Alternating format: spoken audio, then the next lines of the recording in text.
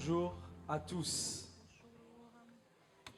Encore heureux de se retrouver ce matin en ce lieu, dans notre local de Toulouse-Ouest, où se réunissent les enfants de Dieu, les chrétiens, dans le cadre de la communion des saints, là où Dieu prend plaisir à être, parce qu'il reçoit la louange, l'adoration qui lui est due.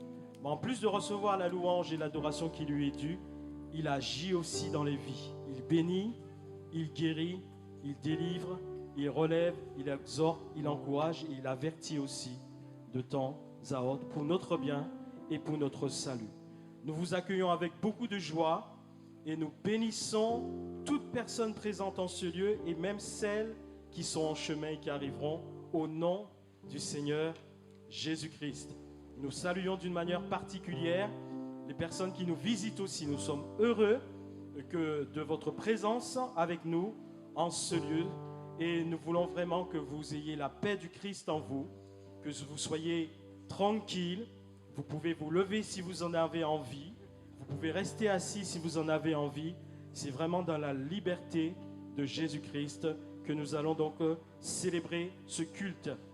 Une salutation particulière aussi à ceux qui nous regardent sur notre chaîne YouTube. Que Dieu vous bénisse. Nous savons qu'à travers donc nos vidéos, les personnes aussi sont bénies par l'action de Dieu dans leur vie. Alors, si nous parlons de Jésus-Christ, et c'est parce qu'il est venu un jour sur la terre, il a donné sa vie pour nous sauver. Et lorsqu'il a donné sa vie pour nous sauver, il y a une réalité qui s'est passée dans nos vies personnelles. Quand bien même nous ne le voyons pas avec nos yeux de la chair, il y a des chaînes qui ont été brisées. Il y a des chaînes qui ont été rompues. Il y a des liens qui se sont cassés. Jésus est venu et il nous a donné la liberté. Il nous a délivrés. Nous allons commencer par ce cantique, libre de nos chaînes, pour dire Seigneur, merci, Christ, merci d'être venu nous sauver et d'être venu à notre secours. Tu nous as délivrés. Merci Jésus, libre, libre de nos chaînes.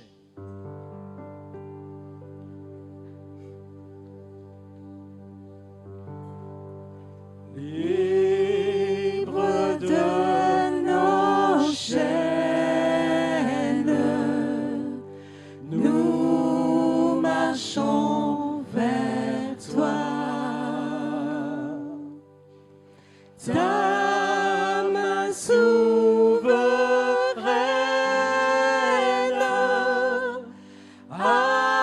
affermit nos pas.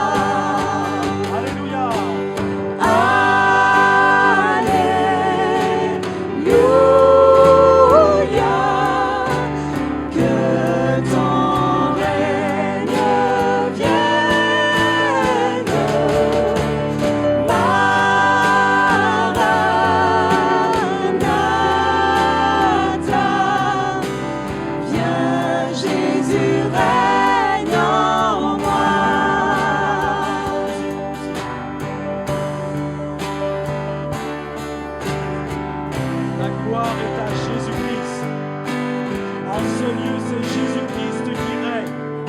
Reçois la gloire, Christ Jésus.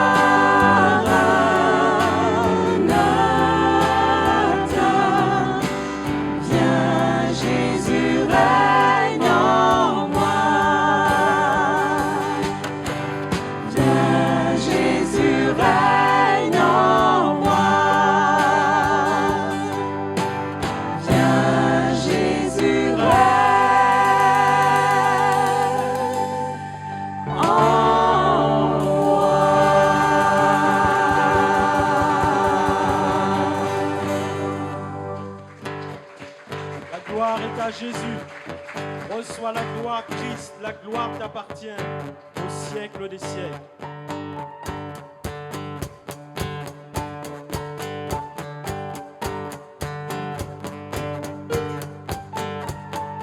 Vous qui soupirez,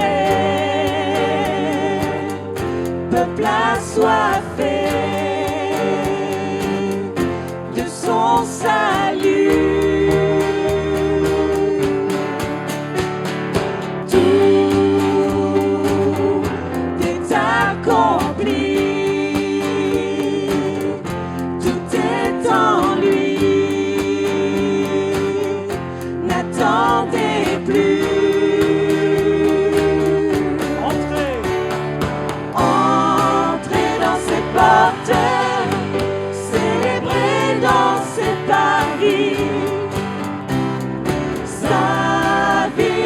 Forte que les forces ennemies. Dans l'obscurité, la vérité ne faiblit pas.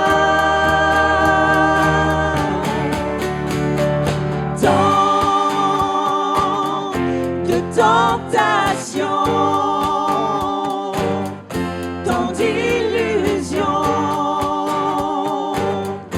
mais Dieu est là. Entrez dans ses portes, célébrez dans ses parvis. Sa vie est plus forte que les forces ennemies. Entrez dans ses portes, célébrez dans ses parvis.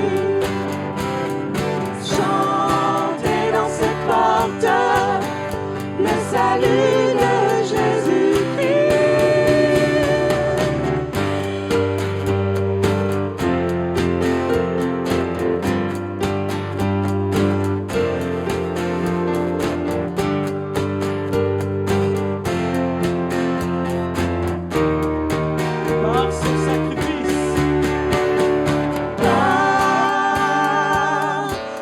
Sacrifice, le sang versé, prie pour nous. Fils du Dieu vivant, ressuscité, brille en nous.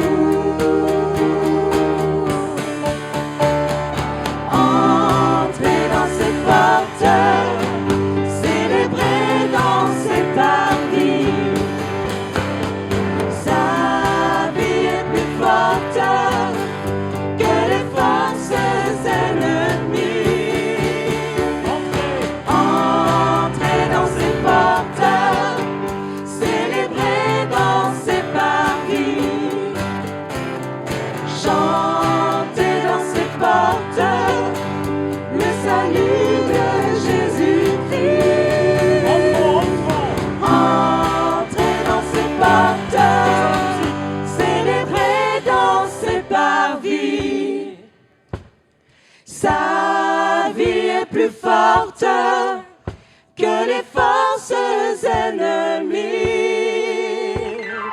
Entrez dans ses portes, célébrez dans ses parvis, chantez dans ses portes le salut de Jésus-Christ. Entrez dans ses portes. La gloire à Jésus-Christ. Reçois la gloire. Reçois la gloire. Reçois la gloire. Christ, la gloire t'appartient. Non pas à nous, non pas un homme, non pas un organisme quelconque terrestre. La gloire est à Jésus-Christ. Il n'y a qu'un vainqueur, c'est Jésus-Christ. Il n'y a qu'une seule source du salut, c'est Jésus-Christ. Il n'y a qu'une seule source du pardon, c'est Jésus-Christ. Il n'y a que Jésus-Christ qui offre la vie éternelle. Si tu es là ce matin, que tu n'as pas encore reçu Jésus comme le sauveur de ta vie, comme le Seigneur de ta vie, il est là ce matin, il est prêt à te rencontrer. Dis-lui seulement, Seigneur Jésus, je te reçois, je t'accepte comme mon sauveur. Entre dans ma vie, entre dans mon cœur, pardonne-moi mes péchés, sauve-moi Jésus, délivre-moi Jésus, et sois mon Seigneur dès maintenant et pour l'éternité. Merci Jésus.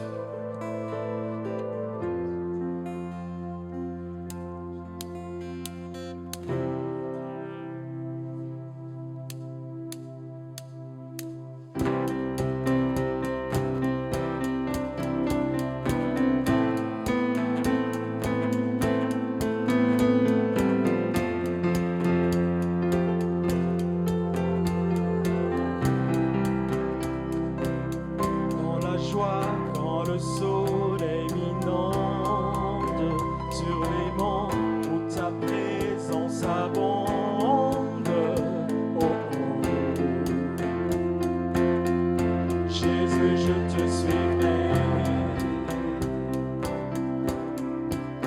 Dans la peine, quand mon âme sombre, dans la vallée du deuil et de l'ombre,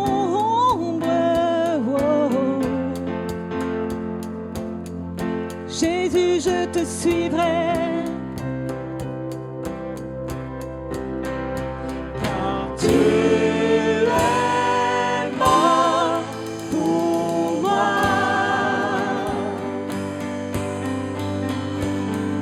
Je vivrai pour toi. Tu t'es offert sans rien garder. Tu as souffert pour me sauver. Oh. Jésus, je te suivrai. Je t'aimerai plus que la vie. Te servirai malgré le prix. Oh. Jésus, je te suivrai.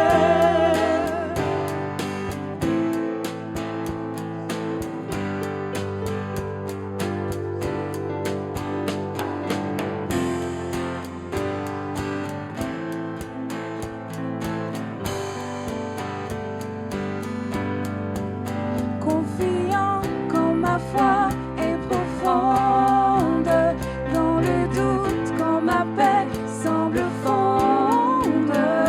Oh.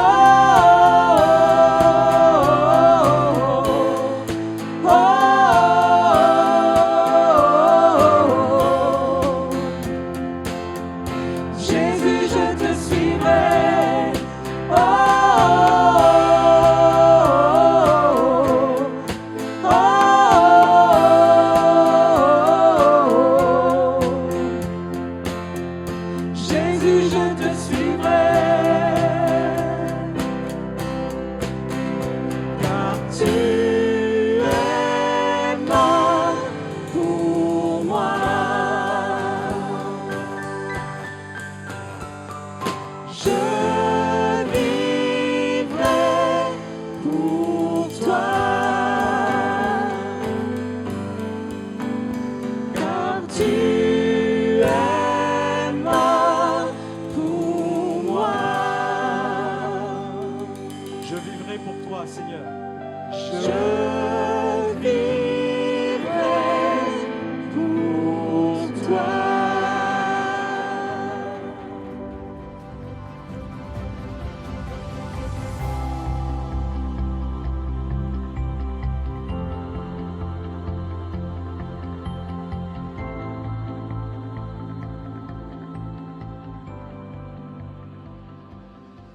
Bienvenue à tous. J'aimerais parler sur Dieu a encore un miracle pour vous. Dans Marc chapitre 5, verset 21. Jésus, dans la barque, regagna l'autre rive où une grande foule s'assembla près de lui. Il était au bord de la mer.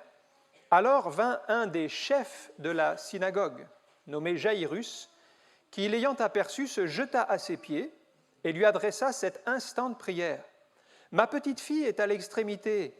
Viens, impose-lui les mains, afin qu'elle soit sauvée et qu'elle vive. » Jésus s'en alla avec lui, et une grande foule le suivait et le pressait. Or, il y avait une femme atteinte d'une perte de sang depuis 12 ans. Elle avait beaucoup souffert entre les mains de plusieurs médecins, et elle avait dépensé tout ce qu'elle possédait. Elle n'avait éprouvé aucun soulagement, mais était allée plutôt en empirant. Ayant entendu parler de Jésus, elle vint dans la foule par derrière et toucha son vêtement, car elle disait « Si je puis seulement toucher ses vêtements, je serai guérie. » Au même instant, la perte de sang s'arrêta et elle sentit dans son corps qu'elle était guérie de son mal. Jésus connut aussitôt en lui-même qu'une force était sortie de lui et, se retournant au milieu de la foule, il dit « Qui a touché mes vêtements ?» Ses disciples lui dirent « Tu vois la foule qui te presse, et tu dis « Qui m'a touché ?» Et il regardait autour de lui pour voir celle qui avait fait cela. La femme, effrayée et tremblante, sachant ce qui s'était passé en elle, vint se jeter à ses pieds et lui dit toute la vérité.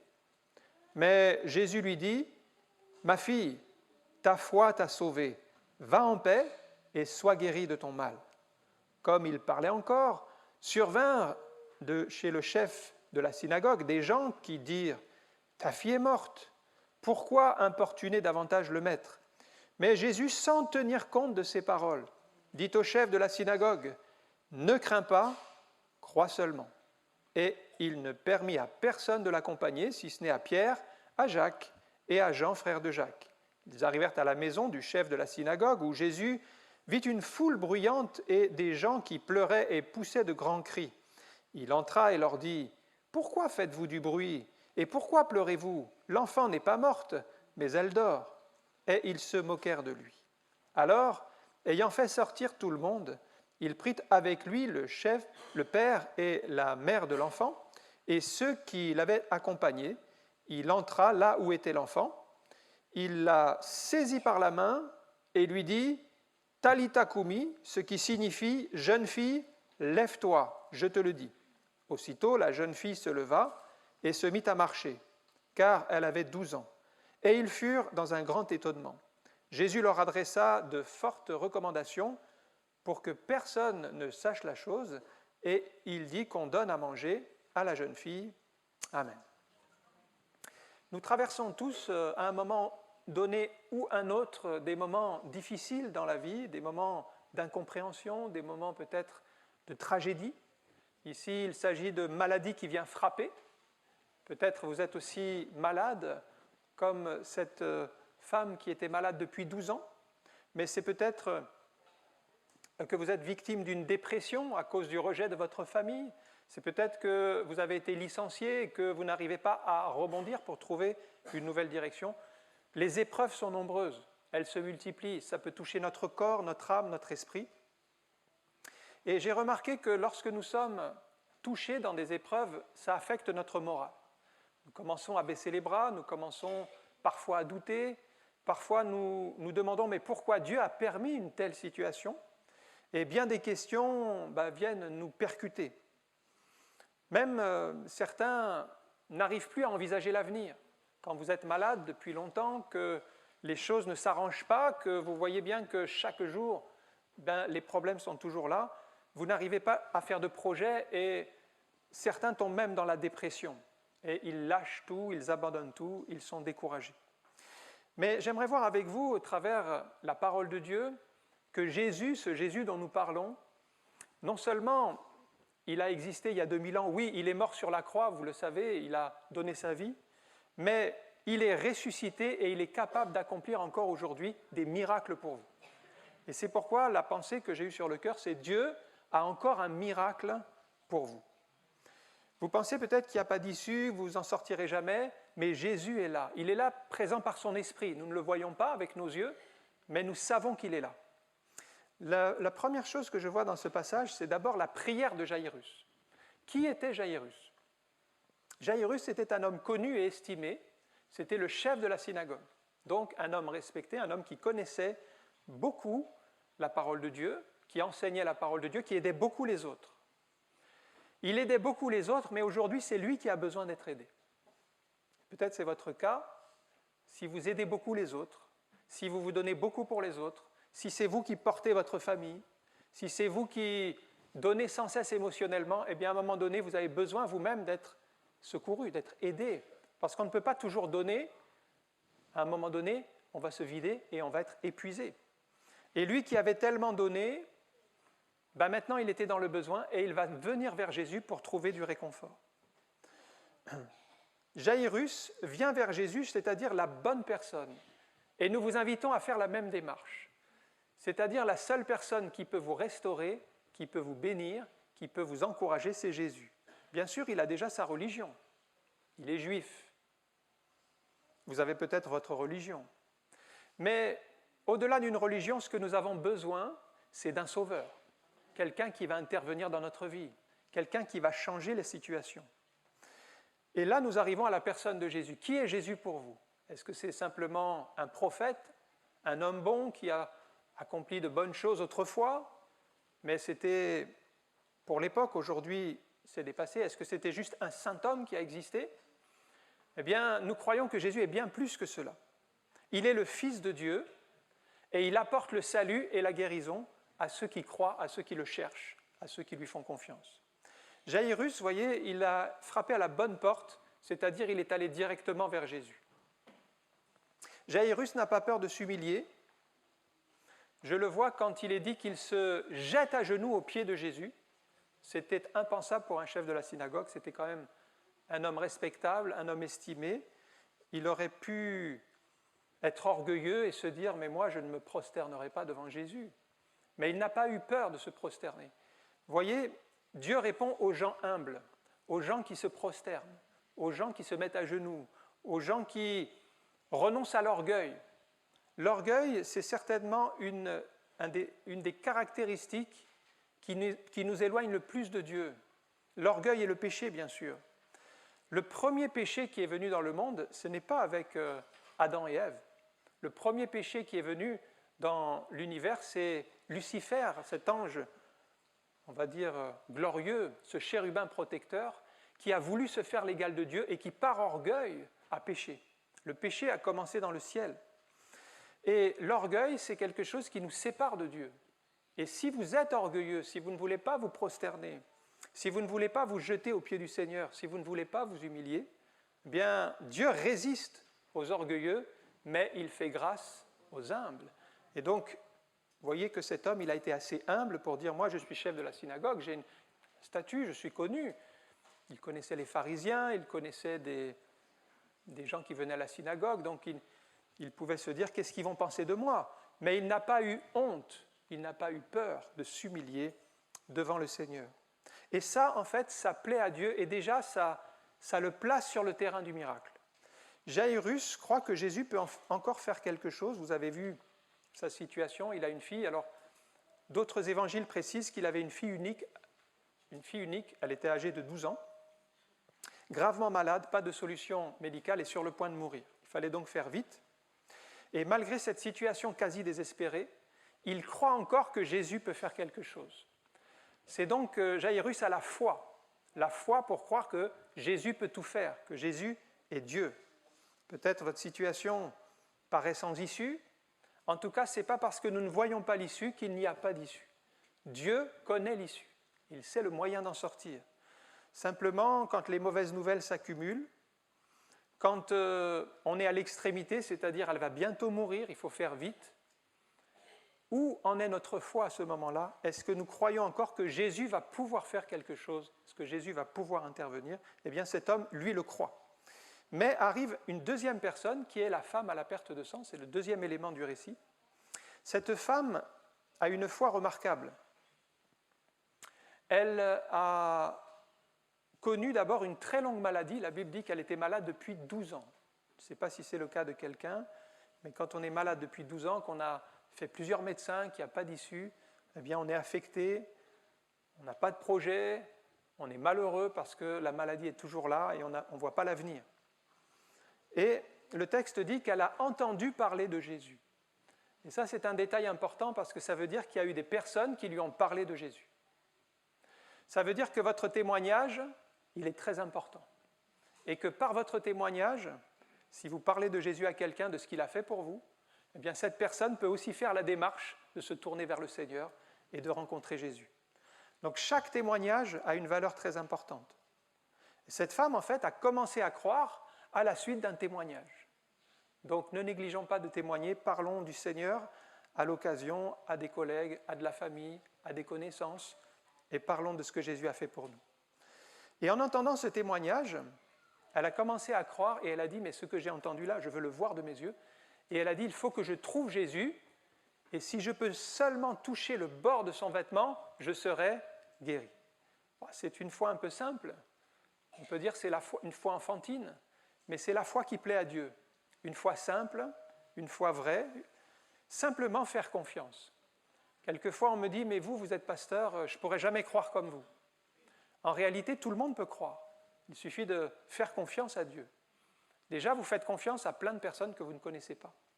Sans le savoir, par exemple, si vous prenez l'avion, vous faites confiance que le pilote, il va conduire correctement, il va prendre son envol correctement et qu'il n'y aura pas de problème. Vous faites confiance à des tas de gens que vous ne connaissez pas. Quand vous prenez la route, quand vous montez dans un bus, vous faites confiance que le chauffeur de bus va vous mener à bon port. Quand vous allez au restaurant et que vous prenez de la sauce, vous faites confiance qu'il n'y a pas de poison dans la sauce. Mais vous ne savez pas, tous les gens qui ont fait tous ces plats, vous ne les connaissez pas, mais vous faites confiance. Mais cette confiance, en fait, il faut nous apprendre à la placer en Dieu. Et là, ça devient la foi. Quand vous commencez à croire en Dieu, à croire ce que Dieu fait, plutôt que de simplement avoir une croyance vague, mais de commencer à faire confiance à celui qui est tout-puissant, c'est-à-dire à Dieu, là, les choses commencent à changer. Et c'est ce qu'a fait cette femme.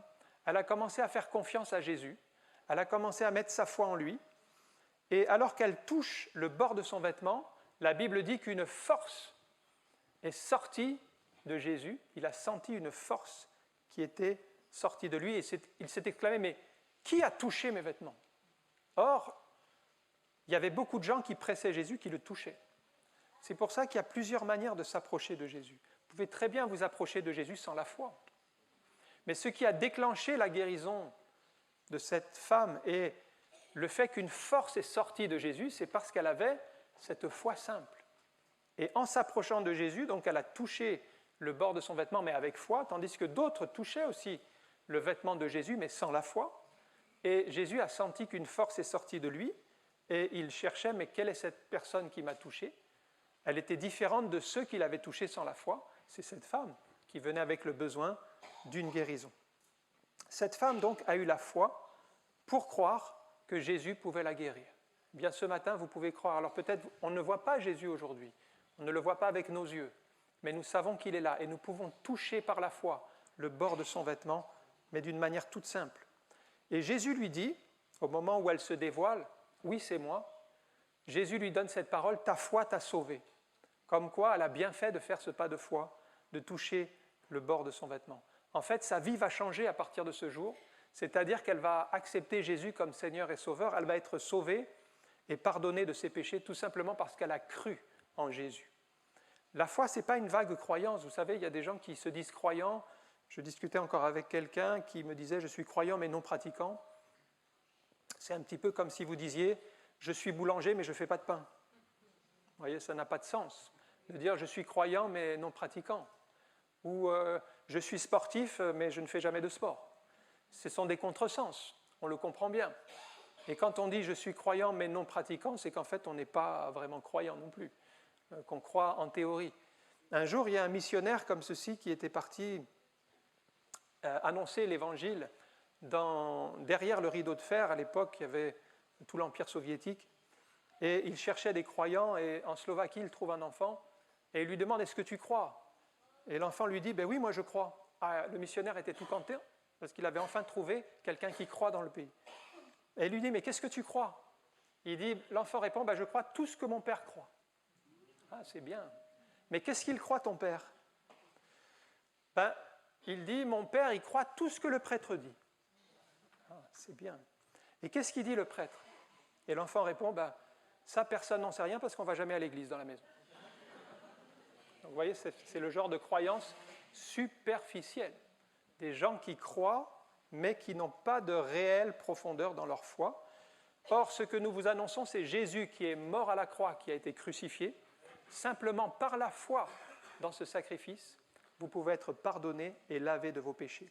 Si vous croyez en Jésus, je ne dis pas si vous croyez en ce que votre père dit, entre ce que le prêtre dit ou le pasteur dit, mais entre ce que la parole de Dieu dit, si vous le recevez dans votre cœur et si vous le croyez, alors votre péché sera effacé. D'ailleurs, il n'y a pas de médicament qui peut anéantir le péché.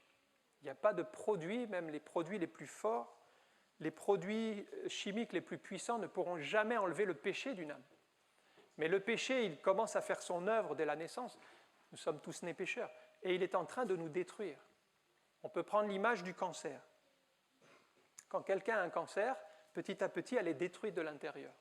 On arrive à le détecter avec un scanner et on dit « Ah, attention, vous avez un cancer, il va falloir vous faire de la chimiothérapie. » On arrive à traiter parfois certains cancers.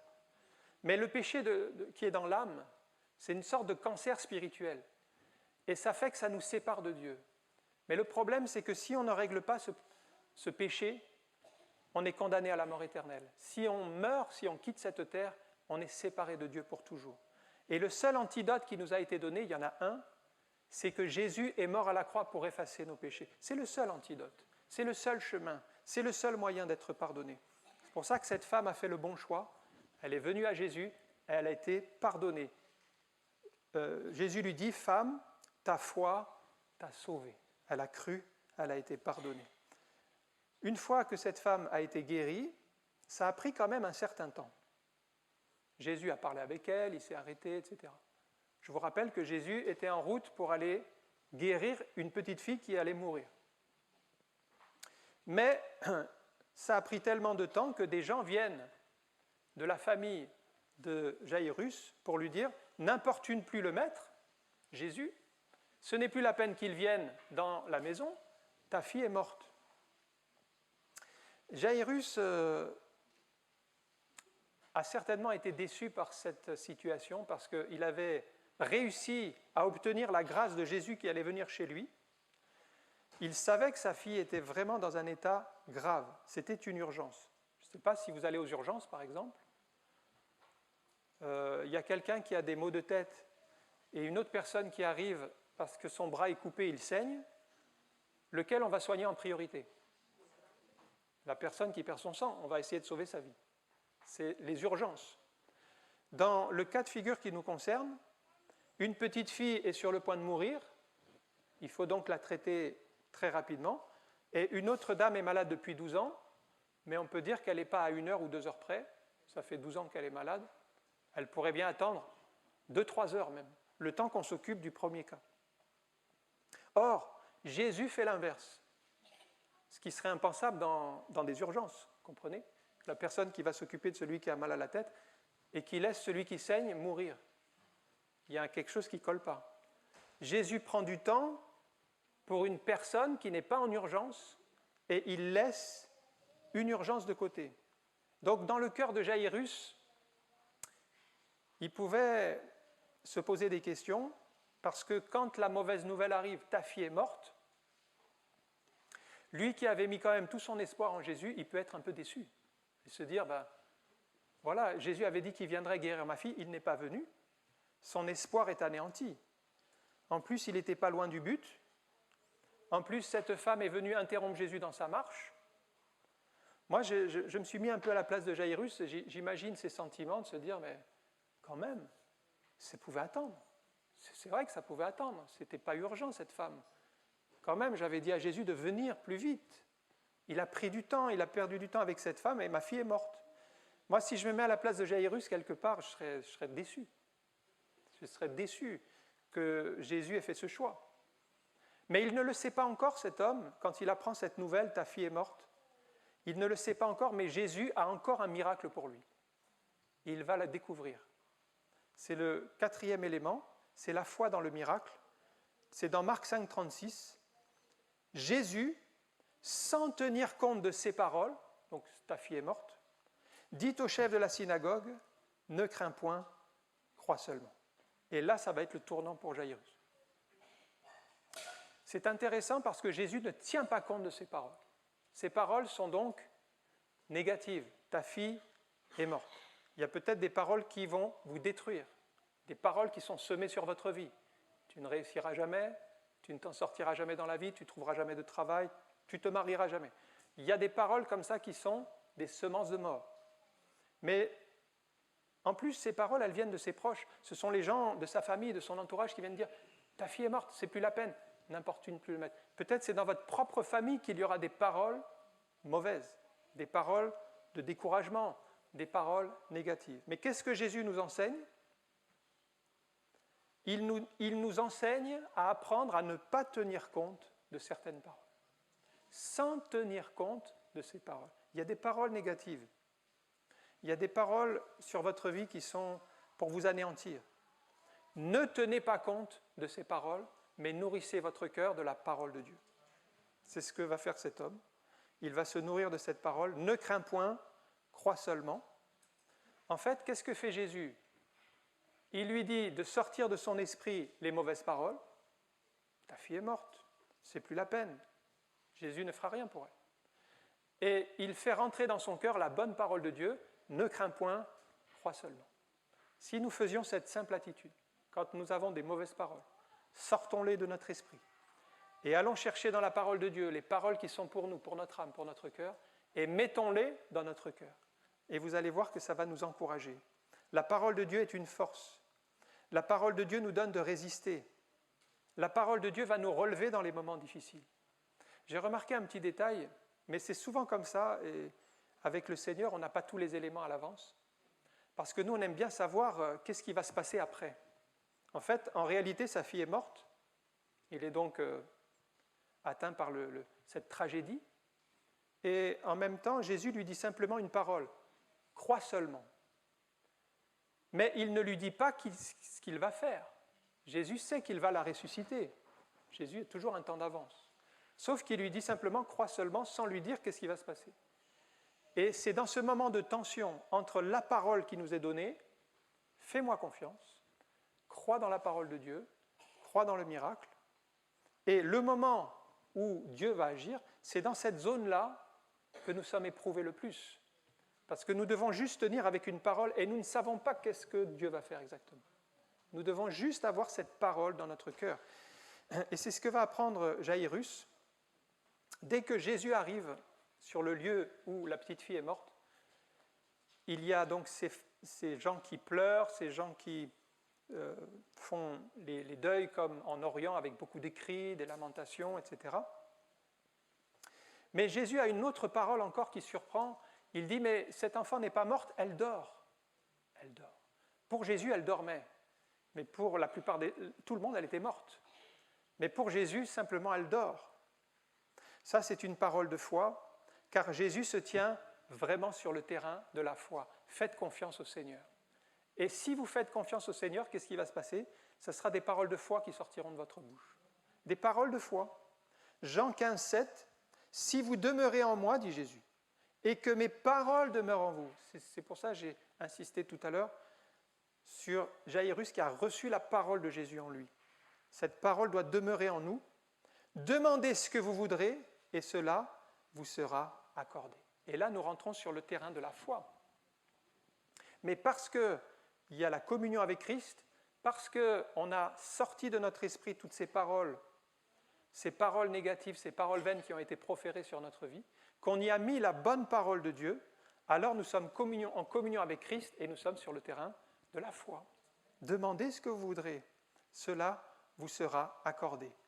Si vous avez des paroles de foi, comme Jésus, ne craignez rien, elle n'est pas morte, elle dort. La Bible dit que les gens ne comprenaient pas, mais de quoi il parle? Elle est morte. Pourquoi il dit qu'elle dort? Vous ne serez pas toujours compris si vous avez des paroles inspirées, des paroles de foi. Jésus donc a fait sortir tout le monde. Ça veut dire quoi? Ça veut dire qu'il a fait sortir les incrédules, il a fait sortir les moqueurs, ceux qui ne voulaient pas croire. Pourquoi? Parce qu'en fait, il crée un climat d'insécurité. Il crée un climat de doute. Et vous ne pouvez pas prier avec des personnes qui ne croient pas, avec des personnes qui doutent, avec des personnes qui ne veulent pas croire dans le miracle.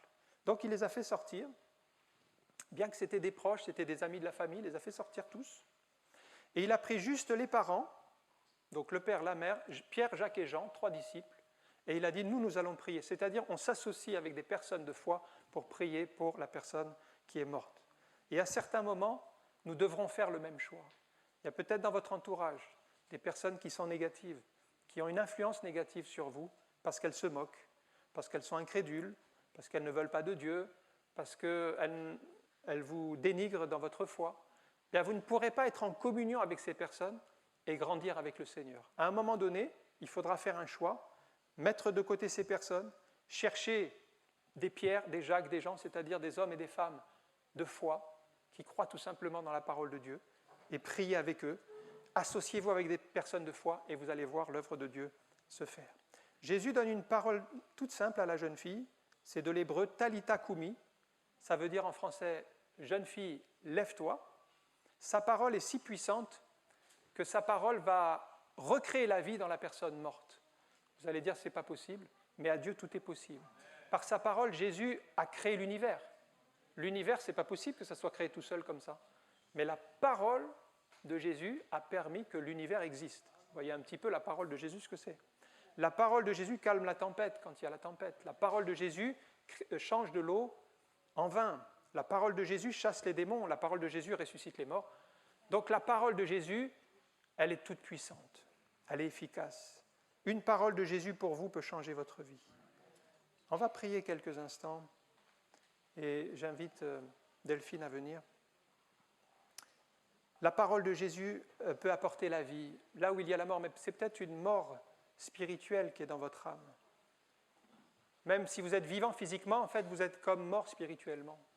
Vous n'avez plus goût à la vie, vous n'avez plus d'avenir, plus d'espoir. Et je dirais que la parole de Jésus apporte l'espoir là où il n'y a plus d'espoir. De même que cette petite fille a été ressuscitée alors que tout était mort en elle. Et moi, j'aimerais vous dire de la part du Seigneur, il y a encore un miracle pour vous. Il y a encore un miracle pour vous. Jaïrus aurait pu rentrer chez lui déçu en disant « Dieu n'a pas agi pour moi ». Il a guéri cette femme. Il a guéri cette femme à la perte de sang, mais il n'a pas guéri ma fille. Il aurait pu rentrer chez lui déçu et même pas chercher de solution. Mais en fait, Jésus l'arrête et dit « Non, non, non, non, ne crains point. Crois seulement, il y a encore un miracle pour toi. Ne soyons pas jaloux si quelqu'un est guéri, frères et sœurs. » En disant, mais lui, il a été guéri et pas moi. Dieu est intervenu dans sa vie et pas dans la mienne. Et puis on commence à se plaindre, et on commence à juger, et on commence à se lamenter. Mais rappelons-nous plutôt que Dieu agit en son temps et qu'il a encore une bénédiction en réserve pour nous. Il y a un temps de Dieu. Jésus aurait pu parfaitement guérir la petite fille avant la femme à la perte de sang, mais il a choisi l'inverse. À un moment donné, il y a un temps de Dieu qu'on ne peut pas choisir, nous, c'est le temps que Dieu choisit. Le temps de Dieu n'est pas le nôtre. Mais simplement, ce que je sais, c'est qu'avec Jésus, il n'est jamais trop tard. Ne pensez pas ce matin, c'est trop tard pour moi. Ou comme quelqu'un me disait, moi je suis trop rempli de péchés. Pour moi, il n'y aura pas de solution. Parce qu'il y a toujours un avenir, il y a toujours une solution pour ceux qui veulent bien croire. J'aimerais prier pour vous. Merci Seigneur d'étendre ta main bénie sur celui ou celle qui est venu ce matin chargé, fatigué ou lassé de la vie, peut-être mort spirituellement, séparé de toi. Il sent bien que sa vie est sèche, morte, désespérée. Mais je vous le dis de la part du Seigneur, il y a encore un miracle pour vous, il y a encore une bénédiction en réserve, il y a encore une main tendue pour vous, que Jésus ne vous a pas oublié, que Jésus ne vous a pas laissé de côté. Et peut-être vous, dans votre cœur, vous êtes amer, vous jugez parce que Dieu n'est pas intervenu, comme pour Jaïrus, et la petite fille est morte, et pour vous c'est terminé, vous ne voulez plus en entendre parler. Mais Jésus vous tend la main encore une fois, et vous dit qu'il peut encore faire renaître ce qui est mort, il peut encore redonner vie à ce qui est mort et redonner un nouvel espoir quand il n'y a plus d'espoir. Alors j'aimerais tout simplement prier pour vous. Seigneur, bénis celui ou celle qui a besoin de ta grâce ce matin, afin que tu fasses une œuvre puissante dans sa vie et qu'il puisse ressortir de ce lieu avec la vie de Christ, avec cette parole implantée dans son cœur, que Dieu est toujours le Dieu du miracle, que Jésus sauve encore aujourd'hui, que Jésus guérit encore aujourd'hui, que Jésus est capable de tout transformer. Dans le nom de Jésus, nous te rendons toute la gloire. Amen.